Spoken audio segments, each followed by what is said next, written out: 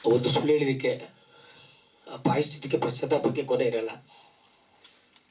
ನನಗೆ ದೇವಶಕ್ತಿ ಕೊಟ್ಟರೆ ಅದು ನಾನೇನಾದರೂ ಮುಂದಕ್ಕೆ ದೊಡ್ಡ ವ್ಯಕ್ತಿ ಆದರೆ ಒಂದು 25 ಜನನ ಅದೊಂದು 50 ಜನನ ನಮ್ಮ ತಂದೆ ಹೆಸರಲ್ಲಿ ಕಾಶಿ ಕರ್ಕೊಂಡು ಹೋಗ್ಬೇಕು ಅಂತ ಅವತ್ತೇ ತೀರ್ಮಾನ ಮಾಡ್ತೀನಿ ಸ್ನೇಹಿತರೆ. ತೀರ್ಮಾನ ಮಾಡ್ತೀನಿ, ಅದು ದುಡ್ಡು ಬೇಕಲ್ಲ. ಅವತ್ತು ನಾನು ಮಾಡಿದ ತಪ್ಪಿನ ಒಂದು ಡಿಸಿಷನ್ ಭಾಗವಾಗಿ ನಾನು ಅವತ್ತಿಂದ ಇವತ್ತು ತನಕ ನನ್ನ ಹುಟ್ಟುಹಬ್ಬವನ್ನು ಆಚರಿಸ್ಕೊಳ್ಳೋದು ಸ್ನೇಹಿತರೆ. ನನ್ನ ಹುಟ್ಟುಹಬ್ಬದ ದಿವಸ ಬೆಳಗ್ಗೆದ್ದು ದೇವಸ್ಥಾನಕ್ಕೆ ಹೋಗ್ತೀನಿ. ಯಾರಿಗೂ ಹುಟ್ಟುಹಬ್ಬದ ದಿವಸ ಯಾರಿಗೂ ಗೊತ್ತೇ ಇಲ್ಲ. ನಾನು ಇವತ್ತರೆಗೂ ಯಾರು ಹೇಳೋದಿಲ್ಲ.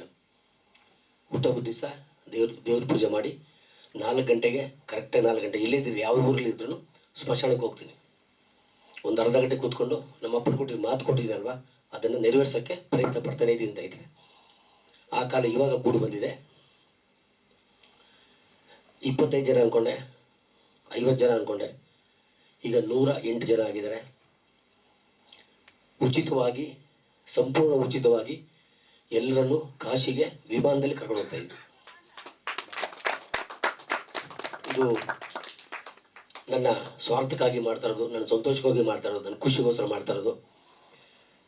ಕಾಶಿಲಿ ಯಾರಾದರೂ ರೂಮ್ ವ್ಯವಸ್ಥೆ ಮಾಡಿಕೊಡ್ತಾರ ಅಥವಾ ನಾನು ಫಸ್ಟ್ ಟೈಮ್ ಹೋಗ್ತಾ ಇರೋದು.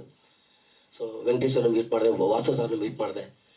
ಅವ್ರನ್ನ ಕೇಳೋಕೆ ಹೋದಾಗ ಅವ್ರು ಹೇಳಿದ್ರು ಇದು ದೊಡ್ಡ ಕೆಲಸ ಇದು ಅಂಥೇಳಿ ಅವರ ಒಂದು ಗೈಡೆನ್ಸ್ ಮುಖಾಂತರ ಮಾಡ್ತಾಯಿದ್ವಿ. ಜೊತೆಗೆ